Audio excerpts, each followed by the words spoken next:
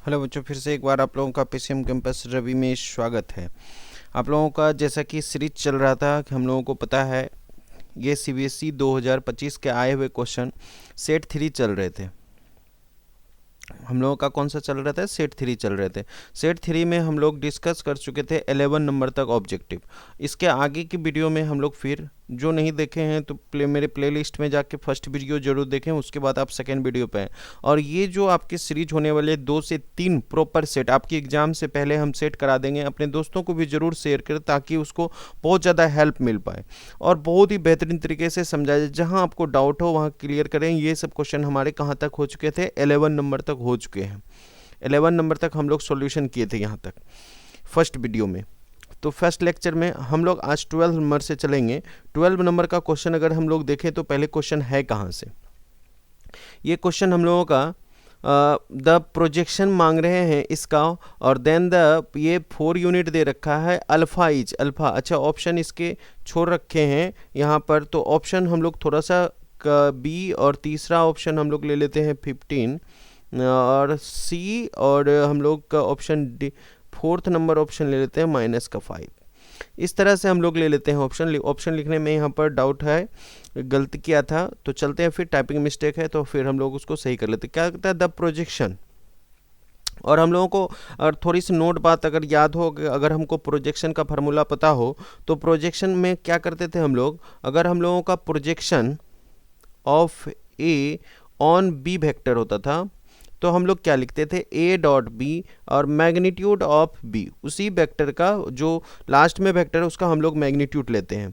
तो यहाँ पर हम लोगों का क्वेश्चन क्या दे रखा है कि गिवन दे रखे हैं हमारे पास ए बराबर अल्फा आई प्लस का जे प्लस का 4k, और बी वेक्टर अपना कितना दे रखा है? 2i प्लस का 6j प्लस का 3k। और हम लोगों का क्वेश्चन दे रखा है द प्रोजेक्शन इज इतना, यानी कि हम लोगों का इसका प्रोजेक्शन जो दे रखा है, प्रोजेक्शन हम लोगों का दे रखा है वो कितना दे रखा है? 4। देन पूछा है अल्फा इक्वल टू 1। तो सिंपल सा क्वेश्चन है। अगर हम लोगों को ये वाला फार्मूला पता है, हम लोग जो ये फार्मूला लिखे, ये फार्मूला अगर हम लोगों को पता है वेक्टर का, तो हम लोग इसे आसानी से बना सकते हैं। तो यहाँ से हम लोग सॉल्यूशन की ओर बढ़ते हैं। तो ये तो हम पूरे कॉन्सेप्ट आपको लिख के बताए। हाँ, इसका मतलब बाय गिवन हम लोगों का दे रखा है ए डॉट बी बटा magnitude of B equal to हम लोगों का 4 दे रखा है प्रोजेक्शन। अब ए डॉट बी हम लोग निकाल सकते हैं।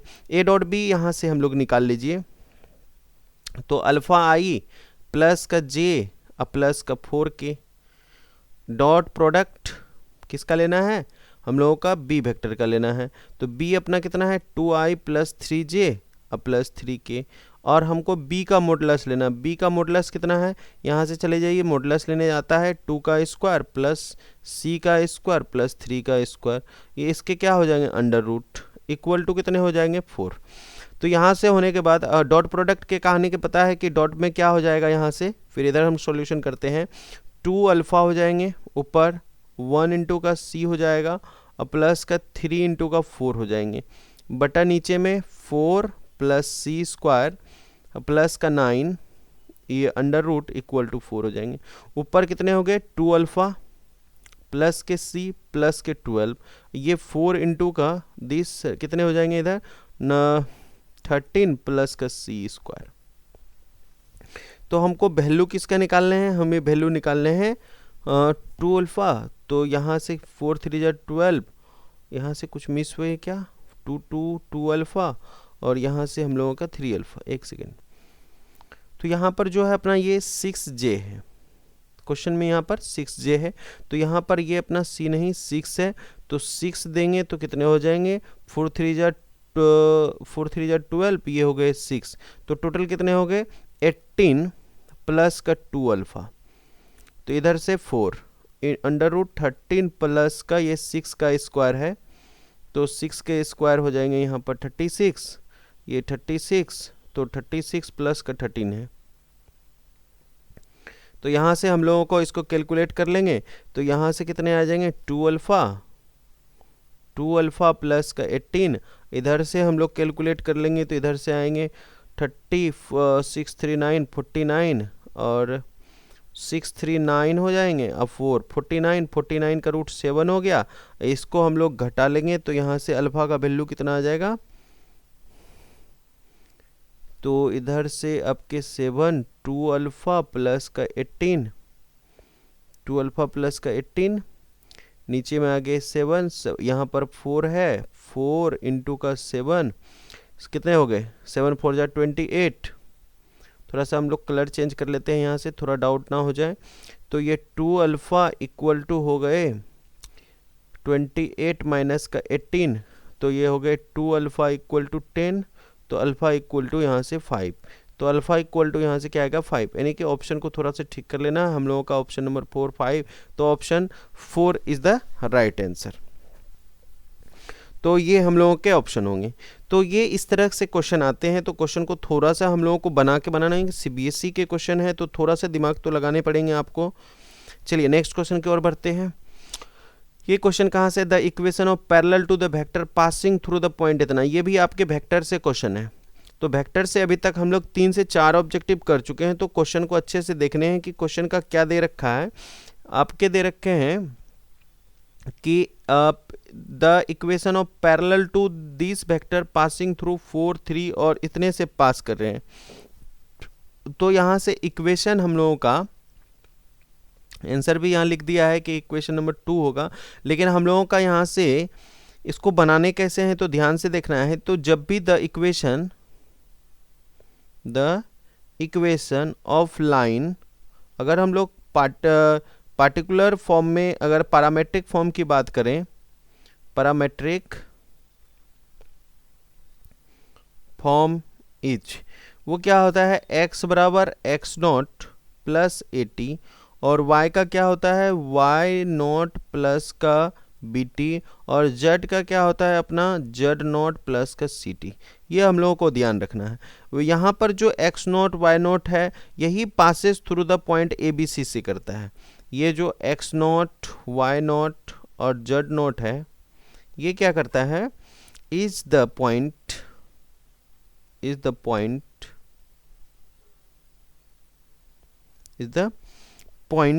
ये जो पॉइंट है पास करता है किससे, पास थ्रू ABC। पहले हम कॉन्सेप्ट आपको क्लियर कर देते हैं, उसके बाद फिर हम लोग क्वेश्चन पे चलते हैं।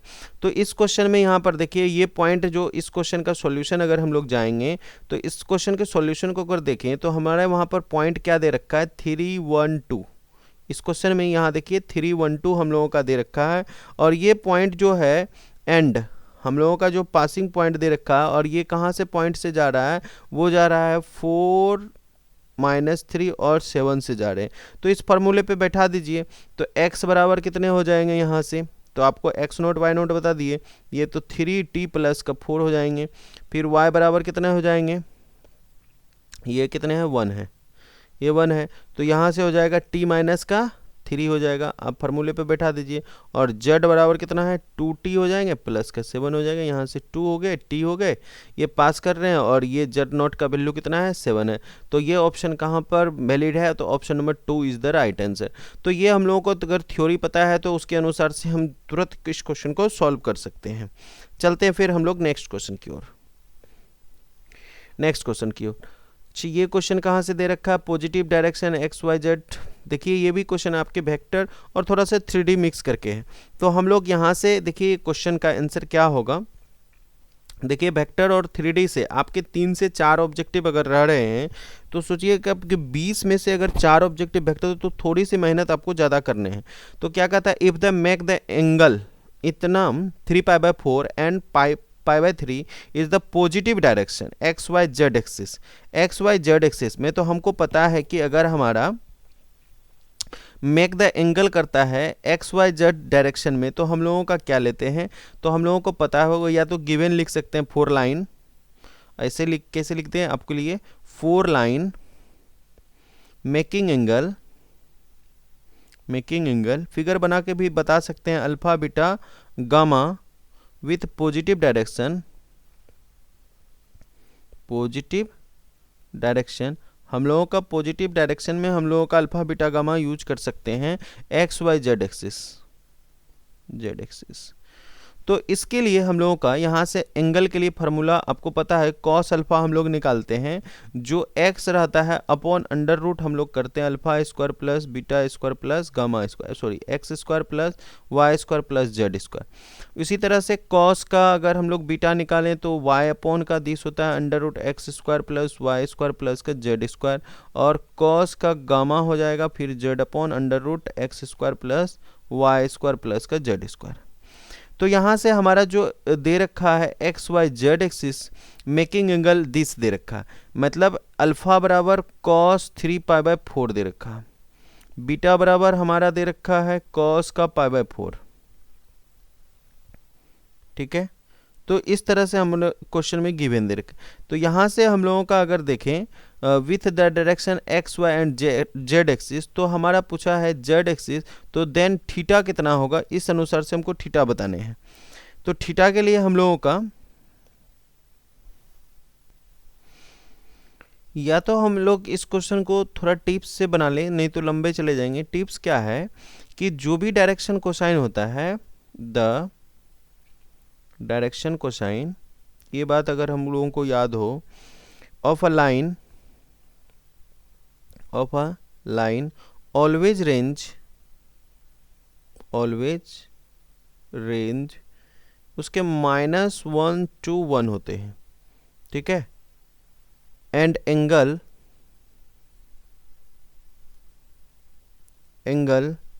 कैन हैव, एंगल जो होते हैं मल्टीपल सॉल्यूशन देते हैं उसके, मल्टीपल सॉल्यूशन। अगर ये बात हम लोगों को पता है तो मल्टीपल सॉल्यूशन के लिए इसका मतलब हमको प्लस माइनस होना जरूरी है। मल्टीपल सॉल्यूशन अगर कोई दे रहा है इसका मतलब प्लस माइनस होना जरूरी है। ऐसे ऑप्शन सिर्फ हमारे कौन से ऑप्शन नंबर 4 में हैं, तो इसका राइट आंसर 4 हो जाएंगे। तो इसको हम लोग ये टिप्स यानी ट्रिक जो बोलिए, इससे अगर हम लोग करते हैं इस क्वेश्चन को तो जल्दी हो जाएंगे, नहीं तो फिर इसको हम लोग सॉल्व करना होगा। इसलिए तो टिप्स एंड ट्रिक से इस ऑब्जेक्टिव को सॉल्व करें, क्योंकि ऑब्जेक्टिव है। आइए 15 नंबर क्वेश्चन आपके क्या है, a factory product x and Y, अच्छा ये भी आपके ऑब्जेक्टिव है, profit earn by the selling X and Y is represented the objective function. ये आपके एलपीपी के क्वेश्चन है, ठीक है, लीनियर प्रोग्रामिंग प्रॉब्लम से है। तो आपके जड़ दे रखे हैं कितने, जड़ दे रखा है 5x प्लस का 7y, और x and y the number of sold off the flowing correct. तो ये कह रहा है कि कौन सा इसमें से करेक्ट होंगे। अब तो हम लोगों को पता है कि क्या कह रहा है, the objective function is maximize difference profit and earn X and Y. फिर क्या कहता है, the objective function measure the total product x and Y. फिर क्या कहता है, the objective function maximize to combine the profit earn from the selling X and Y. अच्छा, question को अगर ध्यान से समझे तो क्वेश्चन में आपके सिर्फ क्या दे रखे हैं, ऑब्जेक्टिव फंक्शन। ये जो दे रखा है जेड, ये आपके हैं ऑब्जेक्टिव फंक्शन। ये हम लोगों को समझे, ये हमारा ऑब्जेक्टिव फंक्शन दे रखा। ऑब्जेक्टिव फंक्शन का अगर टोटल प्रॉफिट अर्न और एक्स यूनिट किस में दे रखा है, एक्स जहाँ पर एक्स बिलोंग्स कर रहा है कैपिटल एक्स में, और जो स्मॉल वाई है वो बिलोंग्स कर रहा है कैपिटल वाई में। ठीक है, तो हम लोगों का ये 5 और 7 जो है ये प्रॉफिट के दे रखे हैं। तो यहाँ से हम लोगों का क्या, जो सेलिंग होगा, जो अपना सेलिंग होगा एक्स एंड वाई, उसी के अनुसार हम लोग इसके मैक्सिमाइज, यही तो हमको मैक्सिमाइज भी बताता है ऑब्जेक्टिव फंक्शन और मिनिमाइज भी बताता है। ये अकॉर्डिंग टू एक्स पे डिपेंड करेगा, सेलिंग जितना आप सेल कीजिएगा उसके अनुसार ये मैक्सिमाइज एक्स का जो भी वैल्यू हम लोग लाते हैं। अगर हम लोग ग्राफ बनाते थे एक्स का जो भी, सपोज ये हमारा हुआ, तो एक्स का हम लोग वैल्यू एक्स और वाई के वैल्यू पे डिपेंड करने लगता है। मैक्सिमाइज वैल्यू कौन सा होगा, ये होगा, ये होगा, ये होगा, तीनों पॉइंट में से ए बी सी में से कौन सा पॉइंट हमारा मैक्सिमाइज होगा। तो यहाँ पर सिर्फ देखिए ये प्रॉफिट की बात कर दिया, ये तो ऑप्शन होंगे नहीं। The objective function difference profit नहीं होगा। तो यहाँ पर देखिए objective maximize compound profit earn by the selling of X Y. तो हम लोग जो सेल करते हैं वो डिपेंड करेगा। फोर्थ पढ़ लें एक बार, the objective function earn to company product more product x and y, उससे कोई लेना देना नहीं, अधिक प्रोडक्ट। सेलिंग पे डिपेंड करता है कि आप सेल कितना कर रहे हैं, उसके अनुसार आपको प्रॉफिट मिलेंगे। तो ऑप्शन नंबर इसके जो है थर्ड आपके इसके राइट आंसर हो जाएंगे। तो थोड़ा सा ये एलपीपी का क्वेश्चन पूछा और ये कॉन्सेप्ट बेस, और बोला भी गया है सीबीएसई में कि आपके कॉन्सेप्ट बेस इस बार से 50% क्वेश्चन आएंगे। देखिए 16 नंबर क्वेश्चन, ये भी बहुत ही अच्छे क्वेश्चन है। ये कहाँ से दे रखे हैं, continuity function and the differentiable, ये कंटिन्यूस एंड डिफरेंशिएबल से, कंटिन्यूस एंड डिफरेंशिएबल। अपने दोस्तों को जरूर ये वीडियो भेजें, ये सेशन उसके लिए बहुत ज़्यादा हेल्पफुल रहने वाला है। तो क्या कहता है, if A is denoted set of continuous function, A जो है ये सेट ऑफ कंटिन्यूस फंक्शन को दर्शाते हैं, ठीक है, ए अपना सेट ऑफ कंटिन्यूस फंक्शन को दर्शाते हैं। और बी जो है denote the differentiable function, B differentiable function को दर्शाता है। और हम लोगों को एक कॉन्सेप्ट पता है, इस दोनों को मिला के, अगर अभी क्या हम लोगों को करना है नहीं पता, लेकिन हमको पता है कि एवरी डिफरेंशिएबल फंक्शन, कोई भी एवरी डिफरेंशिएबल फंक्शन होगा तो वो क्या होते हैं प्यारे बच्चों, वो अपना कंटिन्यूस होता है। कोई भी every differentiable function is continuous. अब आ जाते हैं हम लोग क्वेश्चन पे, क्या कहता है, then which of the following correct relation A and B, A और बी में हम लोगों का करेक्ट रिलेशन कौन सा होगा।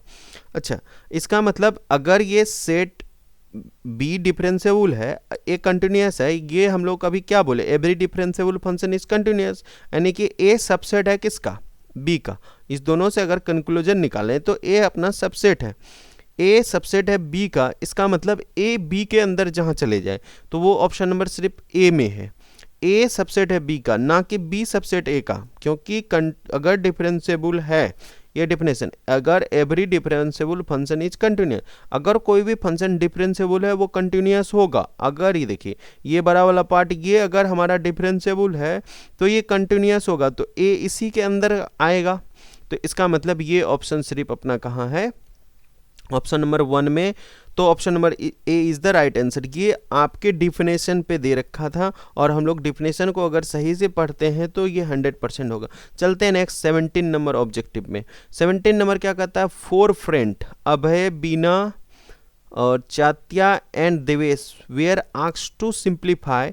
ये 4 दोस्त हैं, ये क्वेश्चन सॉल्व करने का कोशिश कर रहे हैं कि इसको 4ab plus 3 times of ab plus का बी ए माइनस का 4 times of B A and B both are order 2x2, जहां पर आपके ए और बी का 2x2 का मैट्रिक्स है।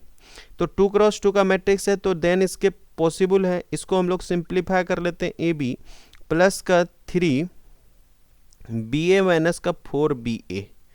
तो यहाँ से 4ab और ab क्या ये कैंसिल हो सकते हैं, इसको हम लोग ध्यान से देखें। अगर हम लोग इसको कैंसिल करने का कोशिश करें, ठीक है, 3ab प्लस 3ab माइनस का 4, तो यहाँ से क्या हो जाएंगे, अगर ये हम लोग करें तो ये सेम है, तो ये क्या हो जाएंगे, यहाँ से 7 का ab हो जाएगा, और ये 3b माइनस का 4b है तो माइनस का ba हो जाएंगे, ठीक है। तो यहाँ से हम लोग अगर देखें तो बीना का बात क्या है, सही है, तो ऑप्शन नंबर 2 इसके राइट आंसर हो जाएंगे। अभय कहता है 6ab होंगे, बीना कहता है 7ab माइनस का ba होगा, चात्या कहता है 8ab होगा, और देवेश कहता है ये होगा। तो किसके बात सही निकले, हम लोगों का बीना का बात सही निकला। और मल्टीप्लाई में हम लोगों को ध्यान इस बात का रखना है, क्यों, हम लोग यहाँ से कट भी तो कर सकते थे सर, तो हम लोगों को पता होना चाहिए मैट्रिक्स में ए बी और बी ए जल्दी बराबर ये एंटी कम्यूटेटिव होते हैं, ये इक्वल नहीं होते हैं। इसका मैट्रिक्स मल्टीप्लिकेशन ये तब होता है जब नंबर हम उसके अंदर का एलिमेंट हमें नहीं पता है, इसलिए हम लोग इसको नहीं इक्वल कर सकते हैं। अगर ए और बी तभी इक्वल होते हैं दोनों का मल्टीप्लाई जब वो दोनों के अंदर के एलिमेंट सेम हो, तो इसलिए हम लोगों को यहाँ पर कट नहीं कर सकते, इसलिए हम लोगों का सेम को सेम के साथ करना है, ध्यान रखना है इस बात का। तो अच्छे से क्वेश्चन है 17 नंबर। चलते हैं 18 नंबर, ये भी आपके मैट्रिक्स से है। क्या है मैट्रिक्स से क्वेश्चन, कहता है A and B are square matrix, दोनों का ऑर्डर, और ए जो स्क्वायर मैट्रिक्स है ए आई जे इसका भी ऑर्डर एम है, और बी जो मैट्रिक्स है अपना बी आई जे इसकी भी ऑर्डर एम है।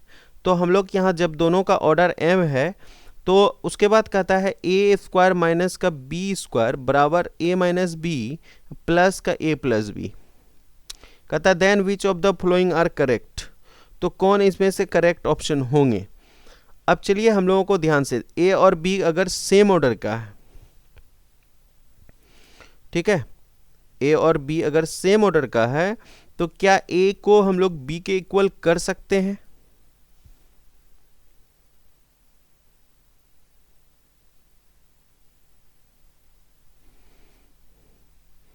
अगर सेम ऑर्डर का है तो ये पता है कि अगर हम लोग ए और बी सेम ऑर्डर का दो मैट्रिक्स ले लें और उस दोनों मैट्रिक्स को लें और उसको गुना करें तो फिर से जो मैट्रिक्स आएगा हमारा वो अपना एम ऑर्डर का ही आएगा। अगर हम लोग टू ऑर्डर का ले लें तो ये टू ऑर्डर का ही आएगा।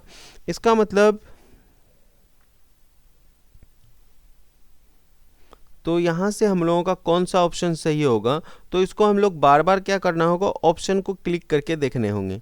तो ऑप्शन को क्लिक करके अगर देखें तो इसका मतलब यहाँ से हम लोगों का क्या आने वाला है, ये अगर फार्मूला ट्रू है तो मस्ट बी, एक बात याद रखना होगा, must be true A equal to B, क्योंकि दोनों सेम ऑर्डर का है। तो अदरवाइज ए और बी अगर हम लोग जीरो लें तो फिर जीरो हो जाएंगे। तो आपको लग रहा होगा कि ऑप्शन नंबर यहाँ से कौन सा, अगर हम लोग ये जीरो ए का जीरो लेते, बी इक्वल टू जीरो लेते तो होता, लेकिन नहीं, ऐसा नहीं होगा क्योंकि यहाँ पर दे रखा है, क्योंकि इसका मल्टीप्लिकेशन है, ये मल्टीप्लिकेशन है। और ये अगर हम लोग कुछ देर के लिए गुना करते तो ये ए स्क्वायर माइनस का यहाँ से क्या होगा बी ए, अब प्लस का यहाँ से क्या होगा बी ए बी, प्लस का ए बी माइनस का बी ए माइनस का बी स्क्वायर, ये तब कटता, ये कट के ए स्क्वायर माइनस बी स्क्वायर बचता, ये दोनों कट जाते कब, जब अपना ए इक्वल टू बी होता तब। इस कंडीशन में हमारा ऑप्शन नंबर ए क्या होगा, राइट आंसर होंगे। तो यहाँ से और ये बाकी जो हैं ये ऑप्शन आपके रॉन्ग होंगे। चलते हैं नेक्स्ट क्वेश्चन पे। ये आपका एसेंशन एंड रीजन के क्वेश्चन है, तो इसको थोड़ा सा अच्छे से पढ़ने हैं। ये किससे है, एलपीपी से दे रखे हैं आपके। चलिए, every point the feasible region of linear programming problem is optimal solution. क्या बोला गया कि हम लोग जो सॉल्यूशन निकालते हैं ये फिजिबल रीजन यही ऑप्टिमल सॉल्यूशन देता है, यही ऑप्टिमल सॉल्यूशन आपके देते हैं। रीजन क्या कहता है, the optimal solution of linear programming problem exist only at one और more corner point of feasible region. एक और एक से अधिक पॉइंट पे हम लोग फिजिबल रीजन निकालते हैं। अब देखिए,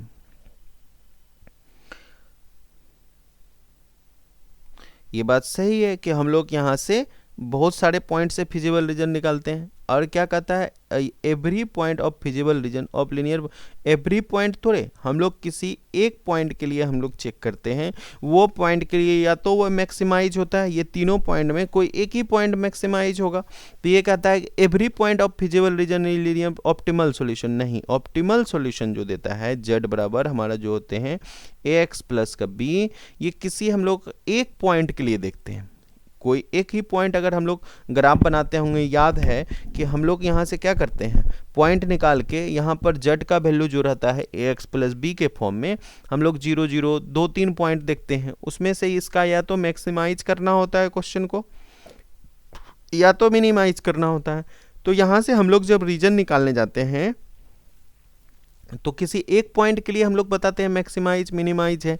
तो ये कहता है कि एवरी, या हो सकते हैं 2 पॉइंट के लिए निकल जाए, लेकिन सभी पॉइंट के लिए तो हम लोगों का मैक्सिमाइज नहीं निकलता है। क्लास 12th में तो आपके शायद एक क्वेश्चन है एनसीईआरटी में, जिसमें हम लोगों का एनसीईआरटी में है कि जहां पर 2 पॉइंट पे आप क्या आए, लेकिन ये क्या कहता है ऑप्टिमल सॉल्यूशन एवरी पॉइंट पे, एवरी पॉइंट पे तो एसेंशन गलत हो गया।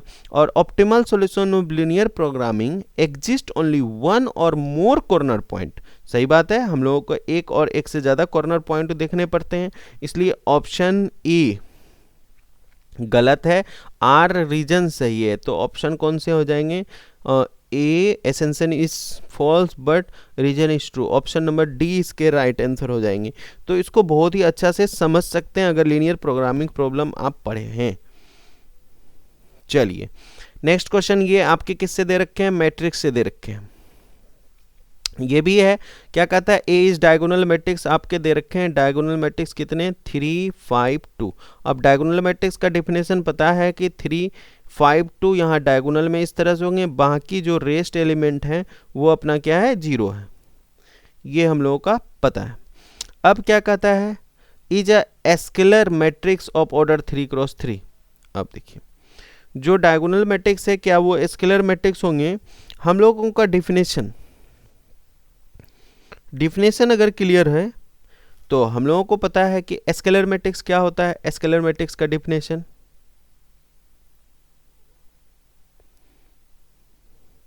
स्केलर मैट्रिक्स जो होता है वो उसके डायगोनल एलिमेंट सेम होते हैं, लेमडा लेमडा लेमडा। और हम लोगों को पता है कि एवरी स्केलर मैट्रिक्स डायगोनल हो सकते हैं, लेकिन ऑल डायगोनल मैट्रिक्स स्केलर नहीं होंगे, ये नहीं होगा, लेकिन स्केलर मैट्रिक्स डायगोनल होंगे। क्योंकि देखिए ये लेमडा लेमडा रहेगा तो कोई दिक्कत ना है, ये भी डायगोनल है। लेकिन ये 3, 5, 2 ये आपके अगर अलग अलग डिफरेंट होंगे तो वो स्केलर नहीं करेंगे। वो क्या कहता है, इज अ स्केलर मैट्रिक्स, ये जो मैट्रिक्स है। तो ये बात तो गलत हो गए, तो एसेंशन क्या हो गए इसके, रॉन्ग हो गए। जब ये रॉन्ग हो गया, एसेंशन इज फॉल्स, और कहीं है क्या, नहीं है। तो ये तो इतना बी नंबर नहीं भी पढ़ेंगे तो हम लोग डी ऑप्शन टिक कर लेंगे। लेकिन एक बार पढ़ लेते हैं, if diagonal matrix all zeros element is equal is known as scalar matrix. सही बात है। क्या कहा कि जो नॉन जीरोज एलिमेंट है ये वाला डायगोनल का, अगर ये इक्वल हो जाए, यही डिफिनेशन तो अभी हम आपको बताए स्केलर मैट्रिक्स का। तो स्केलर मैट्रिक्स का बोला गया अगर सभी 3 0 0 3 3 ही हो जाए तो क्या बोला गया, ये स्केलर मैट्रिक्स है। हाँ सही है, डायगोनल मैट्रिक्स में अगर सभी इक्वल हो जाए नॉन जीरो एलिमेंट तो वह स्केलर मैट्रिक्स है। इसलिए ऑप्शन आर सही है, इसलिए option D is the right answer. यहाँ आपके 20 ऑब्जेक्टिव कंप्लीट हुए। हम लोग इसी लेक्चर में सेक्शन बी की ओर बढ़ते हैं। सेक्शन बी में पहला क्वेश्चन जो आया हुआ है देखें, जहाँ से 2 मार्क्स के क्वेश्चन है। Find the value of A F x is increasing in are. आपके फंक्शन दे रखे हैं इंक्रीजिंग डिक्रीजिंग के क्वेश्चन है। तो इंक्रीजिंग डिक्रीजिंग के क्वेश्चन तो आप कर ही सकते हैं। गिवन क्या दे रखा है अपना, गिवन दे रखा है F X equal to sine X minus का ए एक्स प्लस बी, और फॉर एवरी किस में निकालना है, रियल नंबर में निकालना है। तो हम लोगों का इंक्रीजिंग फंक्शन सॉल्व करने के लिए हम लोगों का क्या करते हैं, देयरफॉर हम लोग इसकी डीसी निकालते हैं ग्रेटर देन इक्वल टू 0। तो हम लोग इसकी जब डीसी करेंगे एफ डैश एक्स तो वो क्या आएगा, साइन का क्या होगा कॉस एक्स माइनस का ए कांस्टेंट का 0 is greater than equal to 0। तो यहाँ से हमारा आएगा cos X minus A greater than equal to 0। अब कॉस एक्स कैसा फंक्शन होता है, ओसिलेट फंक्शन होता है। हम लोगों को पहले से पता है कि कॉस एक्स जो होता है वो ओसिलेट्स करते हैं इन रेंज, किसके बीच करते हैं रेंज, वो -1 से और 1 के बीच। The minimum value of cos x -1 होता है और मैक्सिमम वैल्यू कितना होता है, ये कॉस एक्स का मिनिमम वैल्यू है और ये कॉस एक्स का मैक्सिमम वैल्यू है। ये तो हम लोगों को पता है। तो देयरफॉर अगर हम लोग यहाँ पर इसके मिनिमम वैल्यू लेके करें तो -1 minus A greater than equal to 0। तो इसका मतलब ए अपना जो हो जाएगा लेस देन इक्वल टू -1 आया। तो यहाँ से हमारा किसके अंदर करना है, तो ये हम लोगों को ध्यान रखना है कि इसका for every X belongs to real number पे हम लोगों को ध्यान देने थे। तो यहाँ से हम लोगों का जो आया वो हम लोग देखने वाला है कि इसके जब रीजन आएंगे, जो इसके इंक्रीजिंग फंक्शन करेंगे वो लेस देन इक्वल टू 1 पे करेंगे। यही हमारा सॉल्यूशन है फॉर इंक्रीजिंग के लिए। कंडीशन यही है कि -1 से बड़ा के लिए सभी फंक्शन इसके क्या करेंगे, इंक्रीज करेंगे। ये 2 मार्क्स के हैं, तो थोड़ा सा इस टाइप के क्वेश्चन को आपको अच्छे से कर लेने हैं। चलते हैं नेक्स्ट क्वेश्चन आपका जो आया हुआ है इंटीग्रेशन का है, ये भी आपके 2 मार्क्स में है। क्या है integration, 2x³ e x² dx। इसके इंटीग्रेशन करने के लिए हम लोगों को पुट करने होंगे। तो इसमें पुट किसको करें, तो ध्यान से दें, x² को x³ को कर सकते हैं, हमेशा पावर को करने हैं हम लोगों को। यहाँ थोड़ा सा इंटीग्रेशन ये लंबे जाने वाले हैं। तो put x² equal to t, तो यहाँ से 2x dx dt हो जाएंगे। तो यहाँ से dx बराबर dt अपॉन का 2x हो गया। तो इंटीग्रेशन यहाँ से 2x³ x² को तो t माने हैं, t कर लीजिए, एक x बच गए यहाँ से x³ का, और e to the power t हो गया इंटू डी टी अपॉन का 2x हो गया। ये x से x कैंसिल हो जाएंगे, 2 से 2 कैंसिल हो जाएंगे, तो आपके बच गए t e to the power t dt। अब यहाँ से तो आप एलेट लगा सकते हैं। एलेट का हमको प्रॉपर्टीज पता है, क्या होता है एलेट? जो फर्स्ट आएगा फर्स्ट पाएगा inverse trigonometric function, logarithmic, algebraic ये फर्स्ट पार्ट है, एक्सपोनेंशियल चले जाएंगे सेकेंड पार्ट। जो फर्स्ट पार्ट होता है उसको हम लोग रखते हैं सेकेंड पार्ट का, करते हैं इंटीग्रेशन माइनस फिर integration D C of first part into integration of second part into का डी टी। तो यहाँ से हम लोगों का ये डी टी हो गए।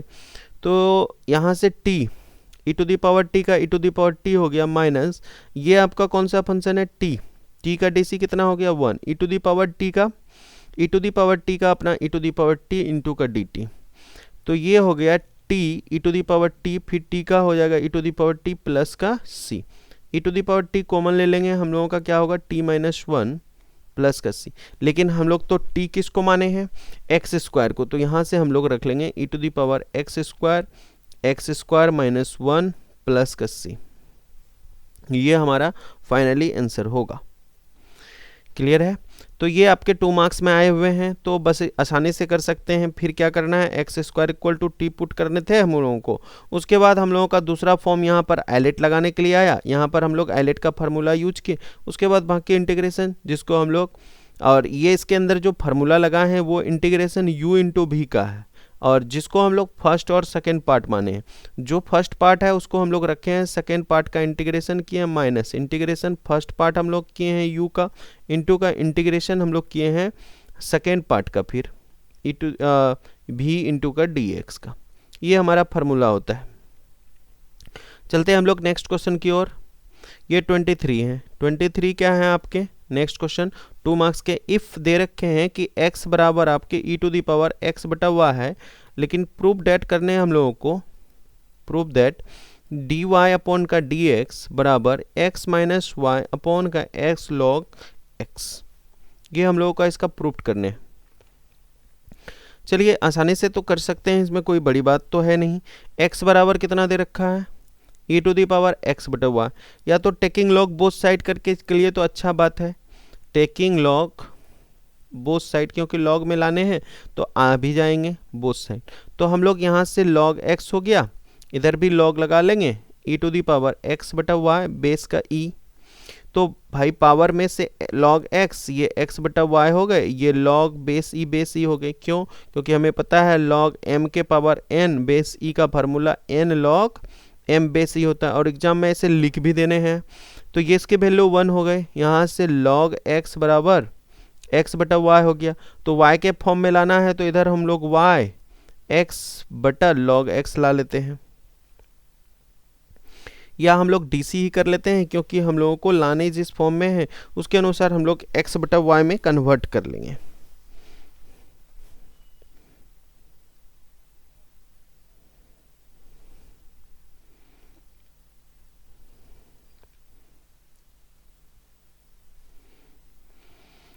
क्लियर है? तो यहाँ से dy अपॉन का dx अगर हम लोग निकालेंगे तो यहाँ हो जाएगा log x का स्क्वायर, फिर log x को यहाँ पर हम लोग रखेंगे, x का dc करेंगे 1 हो जाएगा, माइनस का यहाँ से क्या हो जाएगा, फिर x रहेंगे, log x का 1/x हो जाएगा। तो dy अपॉन का dx बराबर log x माइनस का 1 अपॉन log x का होल स्क्वायर। लेकिन हमको तो एक ही log x रखना है, एक log x का वैल्यू हम लोग रख देते हैं x बटा y, एक log x का वैल्यू रख देंगे। तो इधर थोड़ा सा सॉल्यूशन कर लेते हैं, dy अपॉन का dx ऊपर हो गए log x माइनस 1, नीचे हम लोग एक log x का value according to question log x का एक log x का वैल्यू हम लोग यहाँ से फिर x बटा y पुट कर लेंगे, ये वाला वैल्यू नीचे जो स्क्वायर है। तो ये x बटा y रखेंगे, ये ऊपर चले जाएंगे तो वो हो जाएंगे कितने, y log x माइनस का 1 इंटू में बटा नीचे हो गया x log x, ऊपर फिर log x के जगह हम लोग क्या करेंगे, log x के जगह हम लोग वैल्यू रख लेंगे x बटा y। तो y से y कैंसिल हो जाएगा, यहाँ x माइनस का y अपॉन का x log x आएगा, जो हम लोगों को प्रूफ करना है। तो ये भी आपके 2 मार्क्स में क्वेश्चन आए थे। तो हम लोगों को प्रूफ क्या करना है वहाँ तक पहुँचने के लिए, तो फिर इसी के और में ये क्वेश्चन आया हुआ है। तो एक लास्ट क्वेश्चन आज का हम लोग करने वाले हैं। सेशन अपने दोस्तों को ज़रूर से शेयर करें। और हम लोग फोर्थ लेक्चर में एक पूरे 38 क्वेश्चन को सॉल्व करेंगे। तो जिसमें 20 ऑब्जेक्टिव आज आपके हम 2 मार्क्स के 3 से 4 क्वेश्चन कर दिए हैं। नेक्स्ट वीडियो में हम लोग 2 मार्क्स कंप्लीट कर देंगे और थर्ड में एक सेशन कंप्लीट हो जाएंगे आपके। चलते हैं, अब ये डिफरेंशियल चेक करने हैं x इक्वल टू -2 पे। कंटिन्यूटी एंड डिफरेंशियबिलिटी का है, चेक द डिफरेंशियबिलिटी ऑफ इतने। हम लोगों का इसके डिफरेंशियबिलिटी चेक करने हैं। तो इसके मतलब हम लोगों का इसका left hand derivative, right hand derivative अगर हम लोगों का है, अगर ये कंटिन्यूअस होंगे, ठीक है, अगर ये कंटिन्यूअस होंगे तो हम लोग चेक करने हैं, check the differentiable at x equal to 2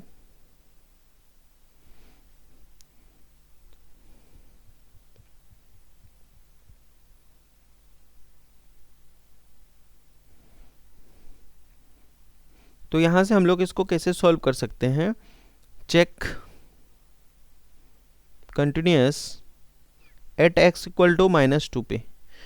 अब फंक्शन को हम लोग चेक करने जा रहे हैं x इक्वल टू 2 पर। अगर कंटिन्यूअस होंगे, limit x equal to 2 minus left hand derivative of fx और limit x tends to 2 plus right hand derivative equal to f of -2 अगर होते हैं तो ये कंटिन्यूअस होते हैं। तो यहाँ से चेक कर लेते हैं लेफ्ट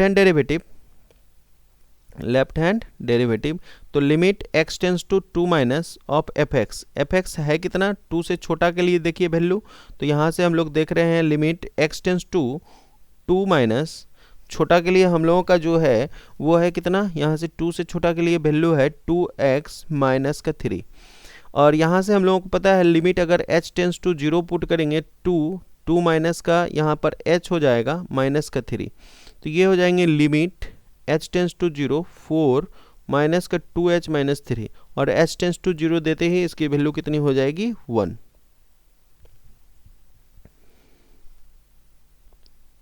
h टेंस टू 0 देते ही 2 माइनस का h -2 पे चेक करना है, सॉरी, तो -2 यहाँ रहेगा, यहाँ -2 लेफ्ट हैंड डेरिवेटिव। तो यहाँ से आपके जो हम लोग लिए हैं -2 प्लस h, -2 तो माइनस का 4 होगा, ये माइनस का 7 होगा था, ये अपना माइनस का 7 होगा। तो फिर हम लोग लिमिट कहाँ पर चेक करना है, x इक्वल टू -2 प्लस पे, जो कि हम लोगों का राइट हैंड डेरिवेटिव होगा of fx। Right hand derivative 2 से ज़्यादा के लिए हम लोगों का वैल्यू x प्लस 1 है। तो यहाँ से हम लोग limit x tends to -2 plus और ये x प्लस 1 हुआ, तो यहाँ से लिमिट h टेंस टू 0, तो ये हो गया -2 प्लस का h प्लस का 1। h टेंस टू जैसे ही 0 पुट करेंगे -2 प्लस 1, ये कितने आ गए, ये हो गए -1 और ये माइनस का 7 है। तो ये हमारा left hand derivative not equal to right hand derivative है, तो ये कंटिन्यूअस ही नहीं है। अगर ये हमारा नॉट कंटिन्यूअस है तो the function is not continuous at कहाँ पर, इसलिए ये डिफरेंशिएबल भी नॉट डिफरेंशिएबल।